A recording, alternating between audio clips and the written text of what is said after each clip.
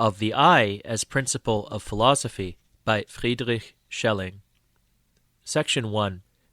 He who wants to know something wants to know at the same time that what he knows is real. Knowledge without reality is not knowledge. What follows from that? Either our knowledge has no reality at all and must be an eternal round of propositions, each dissolving in its opposite, a chaos in which no element can crystallize, or else there must be an ultimate point of reality on which everything depends, from which all firmness and all form of our knowledge springs, a point which sunders the elements, and which circumscribes for each of them the circle of its continuous effect in the universe of knowledge. There must be something in which and through which everything that is reaches existence, everything that is being thought reaches reality, and thought itself reaches the form of unity and immutability. This something, as we can problematically call it for the time being, should be what completes all insights within the whole system of human knowledge, and it should reign in the entire cosmos of our knowledge as original ground of all reality. If there is any genuine knowledge at all, there must be knowledge which I do not reach by way of some other knowledge, but through which alone all other knowledge is knowledge. In order to reach this last statement, I do not have to presuppose some special kind of knowledge. If we know anything at all, we must be sure of at least one item of knowledge which we cannot reach through some other knowledge and which contains the real ground of all our knowledge.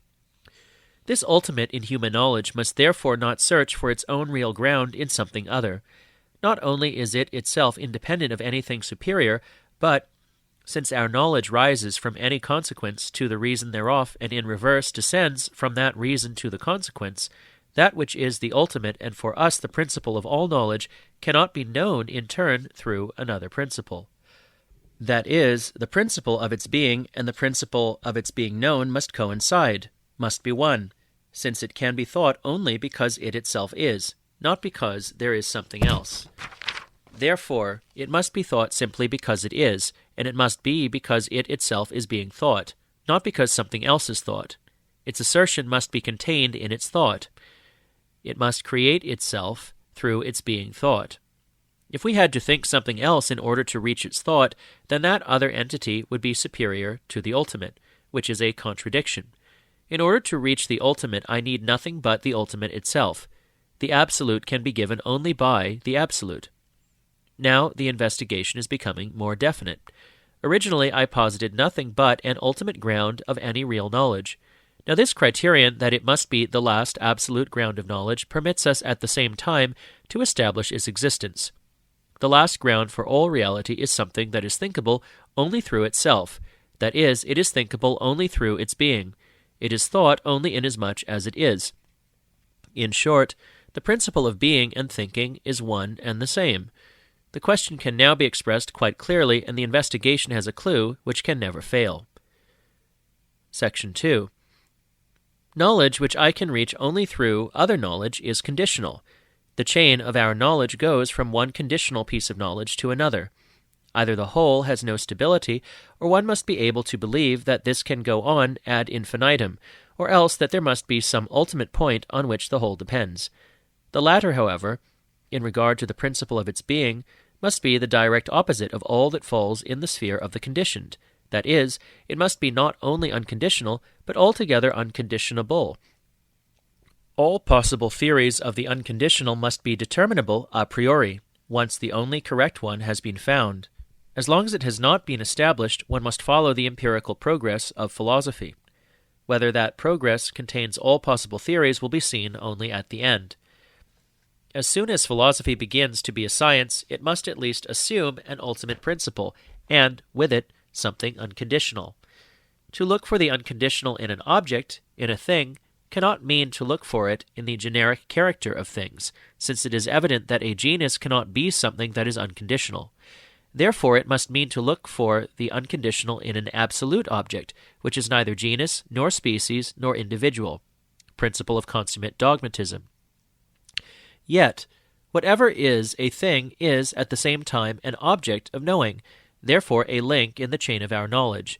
It falls into the sphere of the knowable. Consequently, it cannot contain the basis for the reality of all knowledge and knowing. In order to reach an object as object, I must already have another object with which it can be contrasted. And if the principle of all knowledge were lying in an object, I would in turn have to have a new principle in order to find that ostensibly ultimate principle. Moreover, the unconditional, by Section 1, should realize itself, create itself through its own thought. The principle of its being and its thinking should coincide. But no object ever realizes itself. In order to reach the existence of an object, I must go beyond the mere concept of the object. Its existence is not a part of its reality. I can think its reality without positing it as existing. Suppose, for instance, that God, insofar as some define him as an object, were the ground of the reality of our knowledge. Then, insofar as he is an object, he would fall into the sphere of our knowledge. Therefore, he could not be for us the ultimate point on which the whole sphere depends. Also, the question is not what God is for himself, but what he is for us in regard to our knowledge.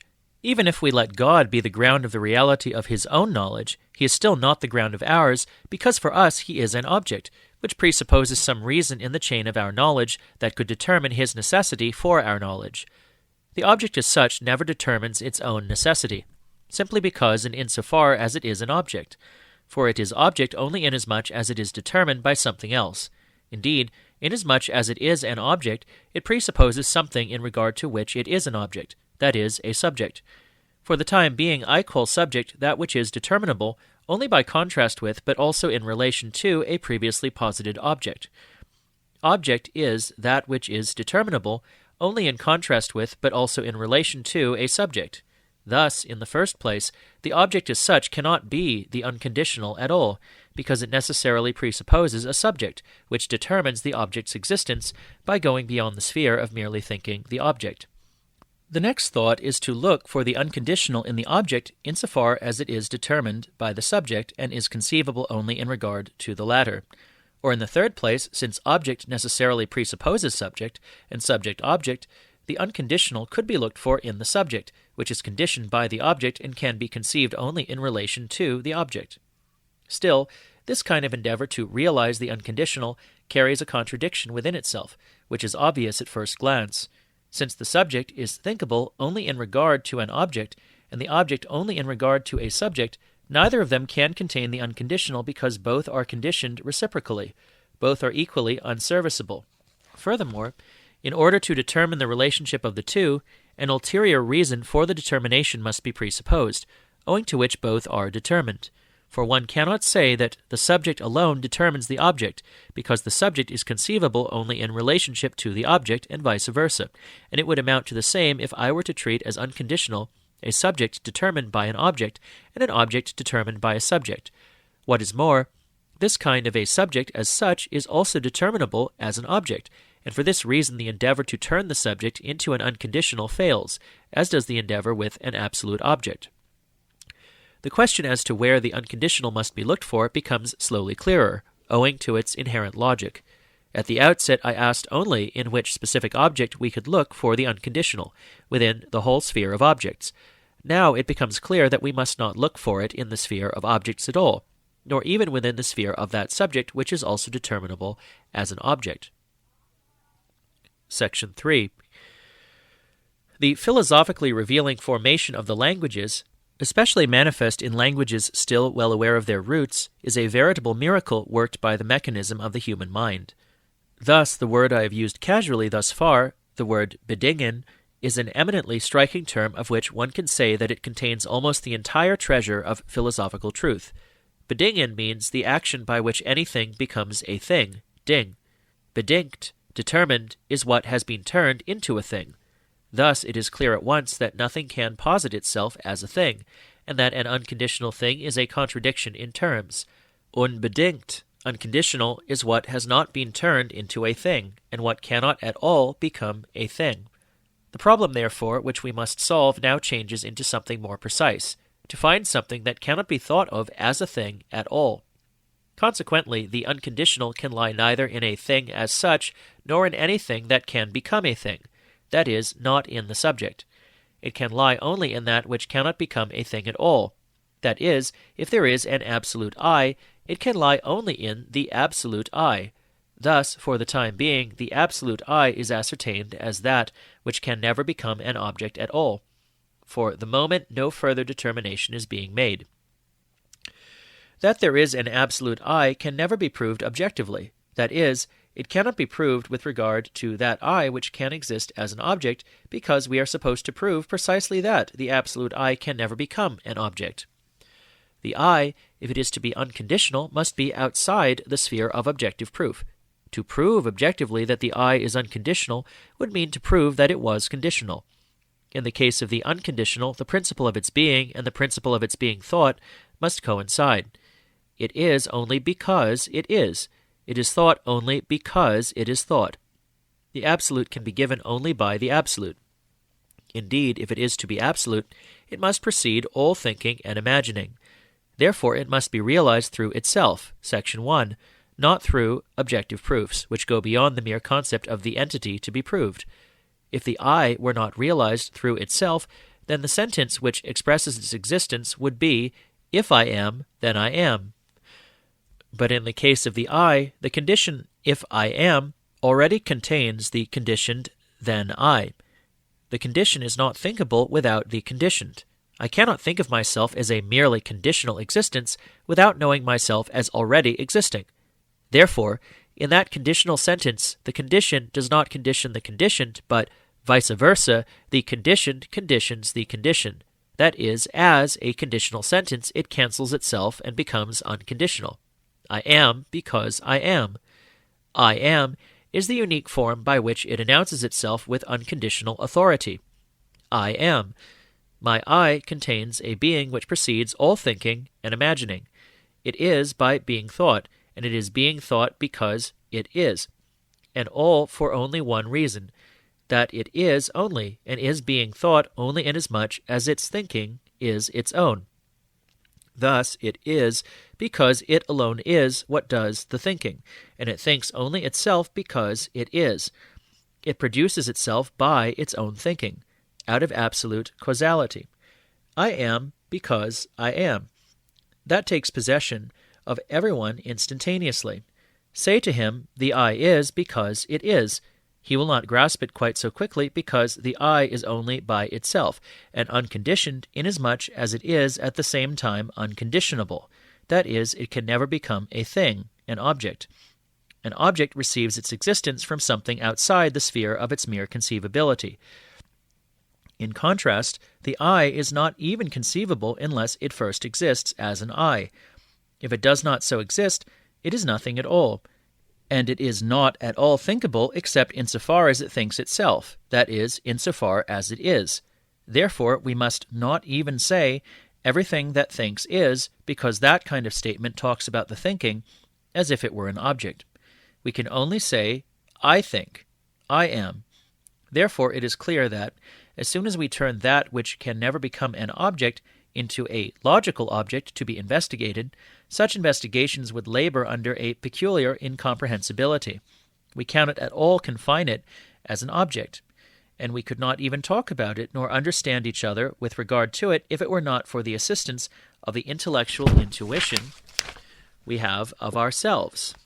However, insofar as our knowledge is tied to an object, that intuition is alien to us as the I which never can become an object. Thus the I is determined as unconditional only through itself. Note: perhaps I can make this matter clearer if I return to the above-mentioned example. For me, God cannot be the ground of the reality of knowledge if he is determined as an object, because if so determined, he would fall into the sphere of conditional knowledge. However, if I should determine God not as an object at all, but as I, then indeed he would be the real ground of my knowledge. Still, that determination is impossible in the theoretical philosophy. Nevertheless, even in theoretical philosophy, which determines God as an object, a determination of God's essence as I is necessary, and then I must indeed assume that for himself God is the absolute and real ground of his own knowledge, but not for me.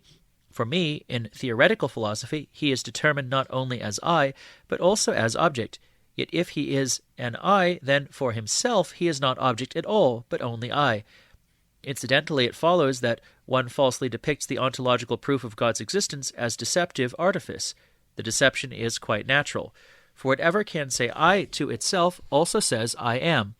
The pity is that, in theoretical philosophy, God is not determined as identical with my I, but, in relation to my I, is determined as an object, and an ontological proof for the existence of an object is a contradictory concept. Yet, if it is determined at the same time as that which furnishes validity in the entire system of my knowledge, then a regress must be possible. That is, I must be able to ascend from the lowest conditioned proposition to the unconditional, just as I can descend from the unconditional principle to the lowest proposition in the conditional sequence. You may therefore pick from any series of conditional propositions whichever one you want, and in the regress it must lead back to the absolute I. Hence, to come back to a previous example, the concept of subject must lead to the absolute I. For if there were no absolute I, then the concept of subject, that is, the concept of the I which is conditioned by an object, would be the ultimate. But since the concept of an object contains an antithesis, the basic determination of this concept cannot stop at a mere contrast with a subject, which in turn is conceivable only in relation to an object. The determination is possible only in contrast to something which flatly excludes the concept of an object as such. Therefore, both the concept of an object and the concept of a subject, which is conceivable only in contrast to some object, must lead to an absolute which excludes every object, and thus is in absolute contrast to any object. For if you suppose that the original position is that of an object, which would not require the antecedent position of an absolute I as basis for all positing, then that original object cannot be determined as object, that is, as opposed to the I, since, as long as the latter is not posited, nothing can be in opposition to it.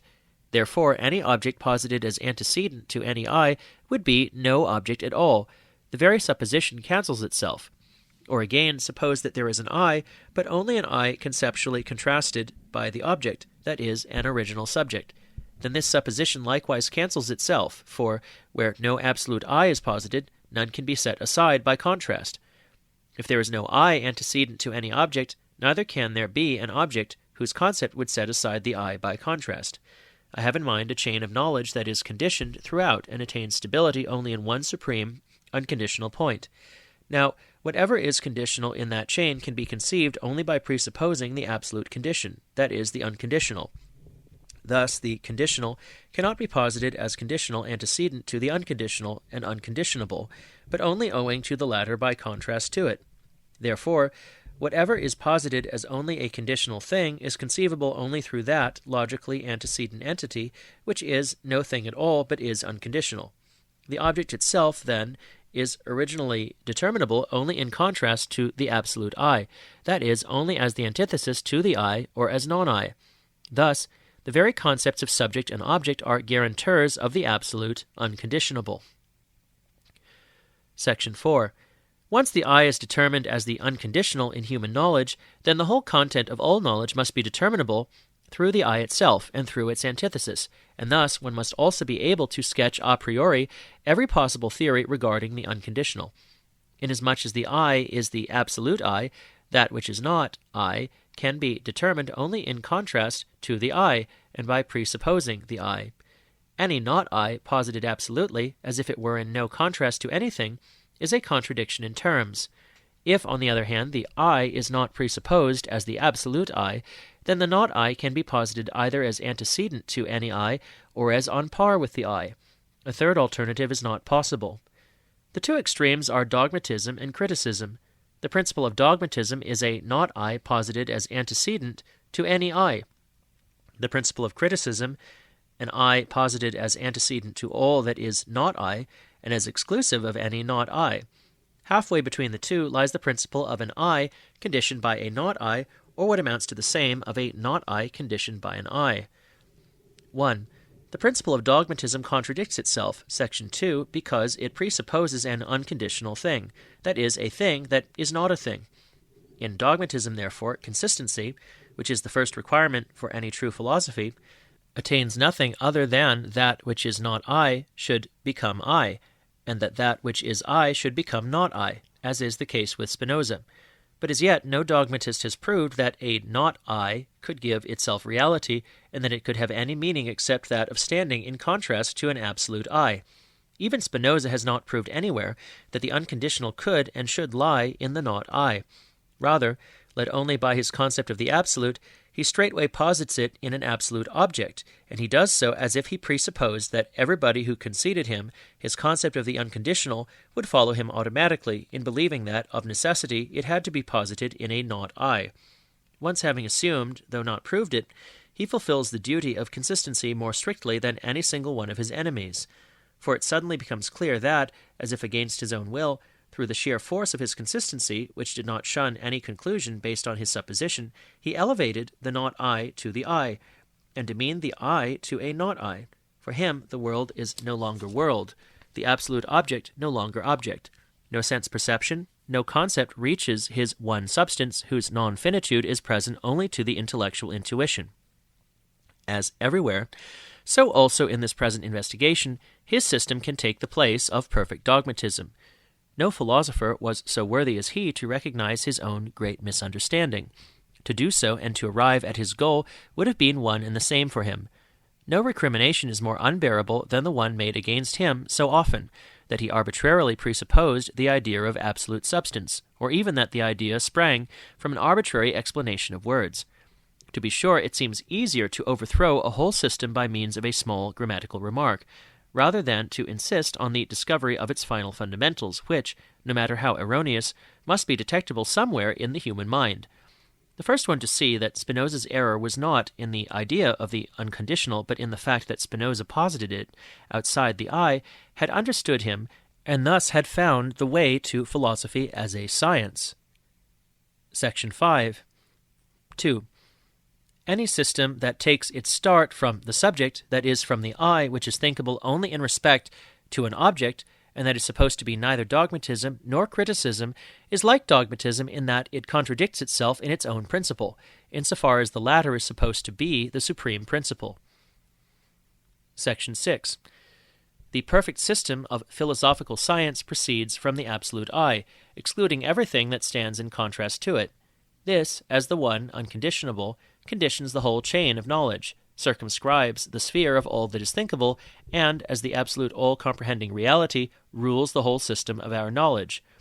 Only through an absolute I, only through the fact that it is posited absolutely, does it become possible that a not I appears in contrast to it, indeed that philosophy itself becomes possible.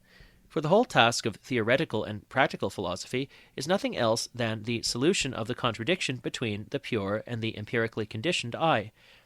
Note, the word empirical is usually taken in a much too narrow sense. Empirical is everything that is in contrast to the pure I, everything essentially related to a not I, even the original positing of any contrast as posited in some not I, a positing which is an act that has its source in the I itself, the very act by which any contrasting becomes possible. Pure is what exists without relation to objects. Experienced is what is possible only through objects. A priori is what is possible only in relation to objects, but not through them. Empirical is that which makes objects possible. Theoretical philosophy, in order to solve the contradiction, proceeds from synthesis, to the highest possible one in which I and not I are identified, where, because theoretical reasoning ends in contradictions, practical reason enters in order to cut the knot by means of absolute demands.